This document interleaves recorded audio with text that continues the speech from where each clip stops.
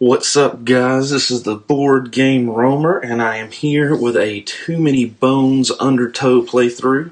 It has been a while since I've played Too Many Bones, and actually, if you go back and look, most of my videos have been multi-gear lock, which I know a lot of people love, but I decided I was going to do a solo, and probably at this point, my favorite. Well, I'm torn between Tink and Gasket as my favorite gear locks to play, and I think maybe the next playthrough I do, I'm going to use Tink and Gasket because I just think that's a cool thematic thing, and I like both of them. Of course, they're both a little bit more complicated, but that's okay. So what I've done is I've chosen, like I said, Gasket, and we are doing Vol'kesh as our tyrant, and I'm going to attempt to pick up the card because I have a really crappy job doing that. So here's his chip, and a quick look at his stats. As usual, the short of the story is he's going to be absolutely evil. This is if you look on his card, you can see that he is a 3 out of 6 length, so he's not the longest, he's not the shortest.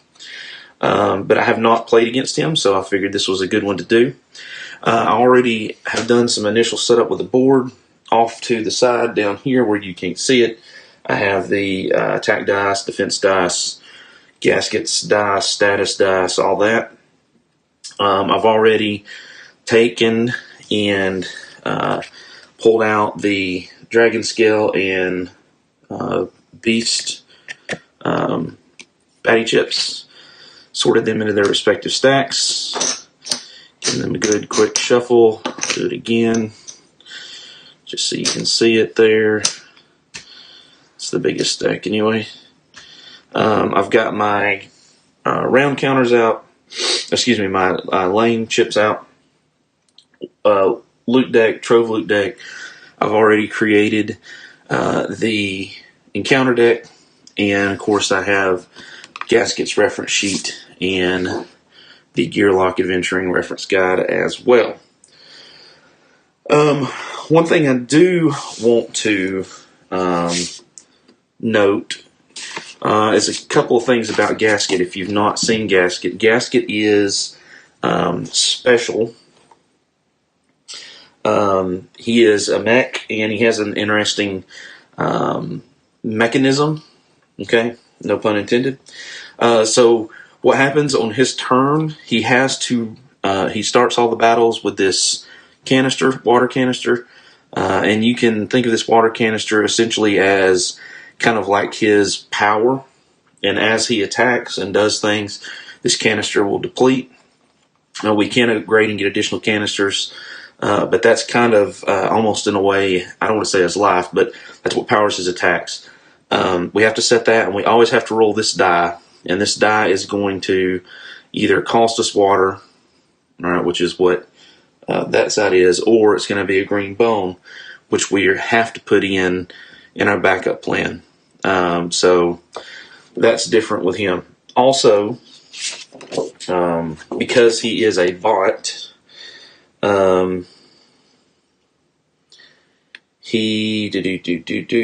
let's see here.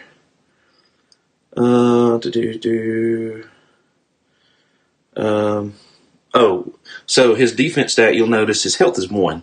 His attack is 1. His dex is 4. He gets a little bit more dex to be able to roll those, these dice. And his defense is 4. Beginning of combat. Oh, goodness. I almost sneezed. Beginning of combat, we get to set, and this is part of his innate, get to, at the start of the battle, Gasket may place defense and active slot equal to half his defense stat. So, round it up. So, at the beginning of battle, we actually get to place, right now, a 2 defense there for free, which is awesome. What does he have? It says melee range because it just depends really on what skill he's using. Some of his are based on melee. Some of his skills are ranged. He is, because he is a mech, right, a machination anyway, he is immune to poison, weaken, terrify, stun, and bleed. He still gets fatigue, okay? But if he ever runs out of water, he's in bigger trouble.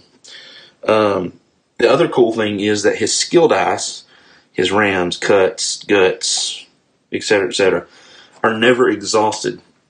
And again, this is because of this hydro mechanic. So he's going to be able to roll his skill dice, use the water, however he needs to use the water, and then instead of those dice going over here to exhausted, they actually go back into a skill mat.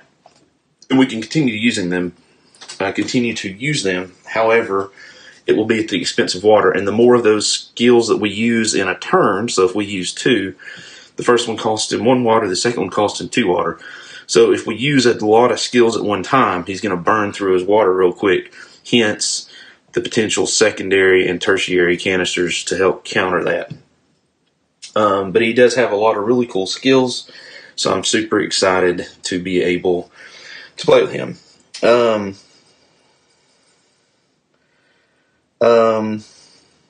So the other thing is that he has a power converter. Okay. And that's this die right here. So normally loot would be for gear locks, would help them, give them some advantages, give them heals, etc. Basically, loot means nothing to Gasket, except that we can take a loot card, and he's got it. We can basically burn it, incinerate it, and this power converter gets ticked up to the full amount, which is 3. What we'll do then is that becomes basically heal for Gasket if he chooses to use it. Now, in order to use the power converter, we can use it during his turn, but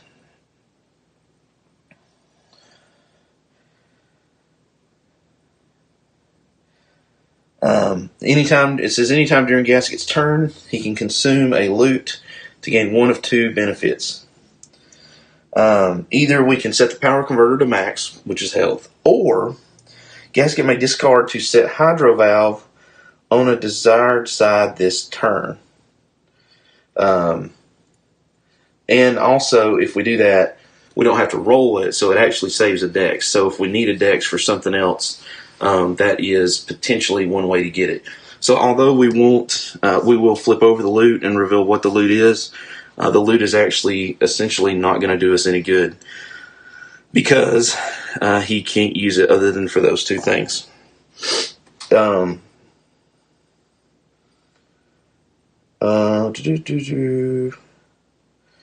So, if you'll notice, he has derail and destroy, which are there's 2 of his 4 professions. If you look at his note here, he's got hydro-powered, which is basically his canisters, derail and destroy, which are essentially all of his attacks, and then mode direct, which these are, if we take these dice, when we roll it, we have to use them no matter what they say, which can be good or bad. Again, those directive dice are going to go back to the mat like normal, but we do have to use them. So, I think that's all the special stuff for him for now. We'll, yeah, okay. Yeah, we'll start with that. And I'm going to have this here for reference for me. So as I said, we are going to take on Vol'kesh, and I'm going to read this to you. Here is the card. If this will focus. Come on, baby, focus. Focus.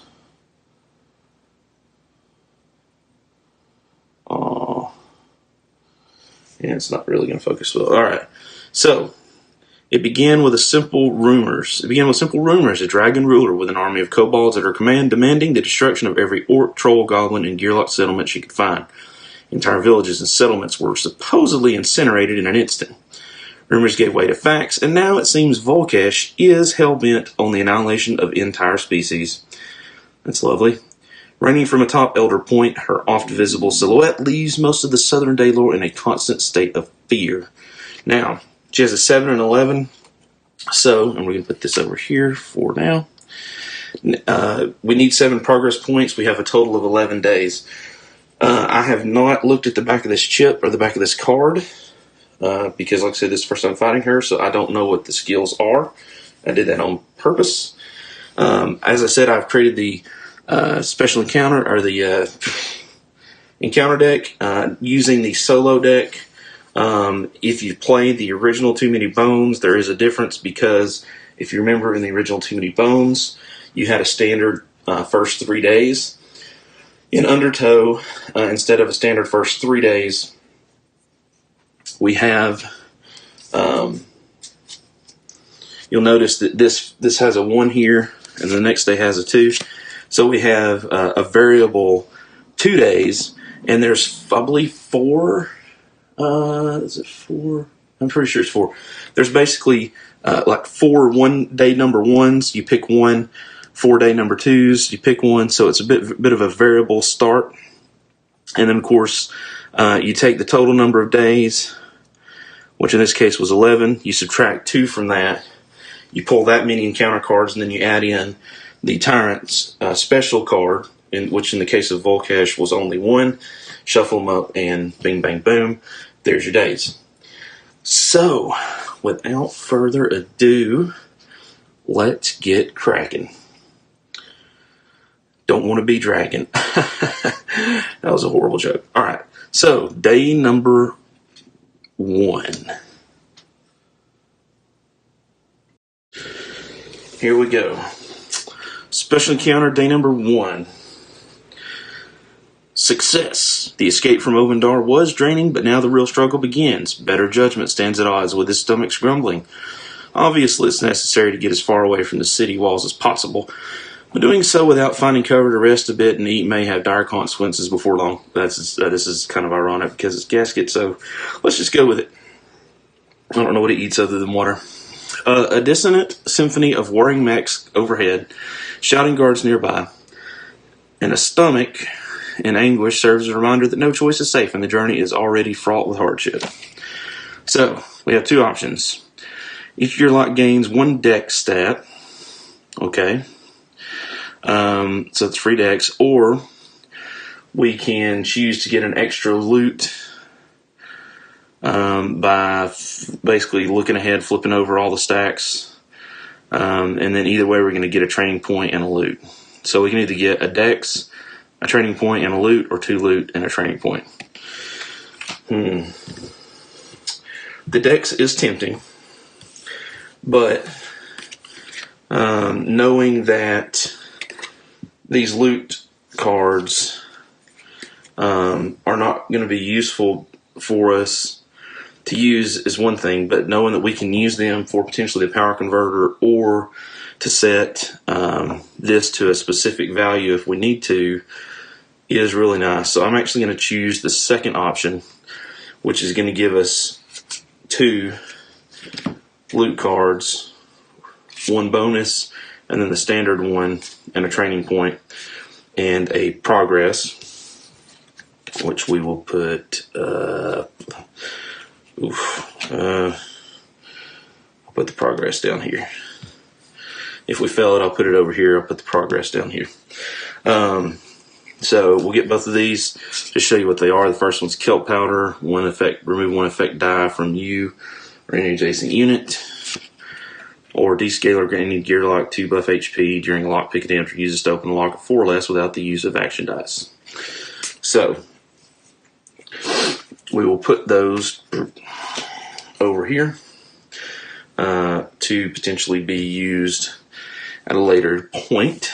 And now we need to determine what we're going to give Gasket. Um, hmm.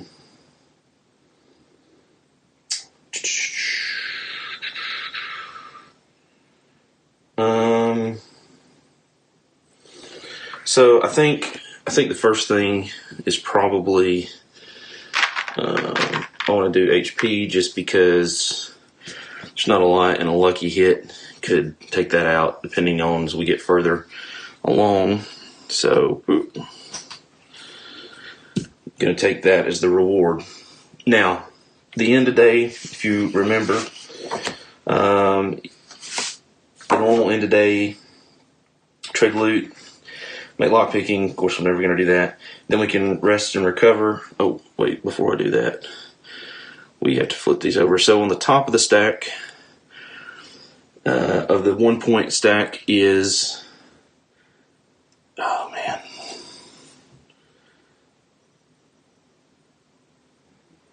blind strike, dodge. This is a chimp acrobat. Blind strike, dodge, 1 attack dice, 2 health, 4 initiative. He's melee. And what does blind strike and dodge do? Because these are new in Undertow. So blind strike. Before moving, this unit deals number damage to strongest adjacent unit.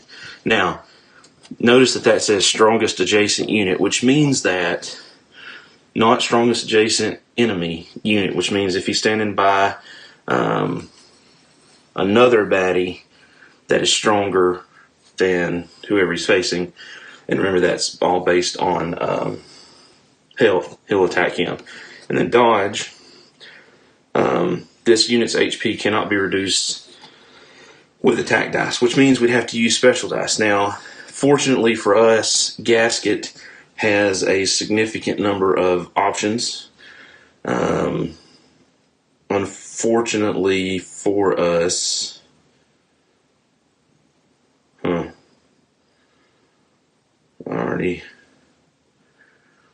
already see an issue. Unfortunately for us, we don't have anything that will do that.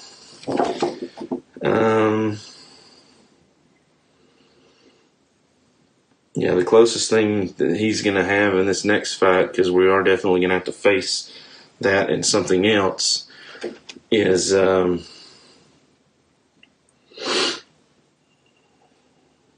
hope he gets a power spike, which is deal 3 damage to an adjacent unit.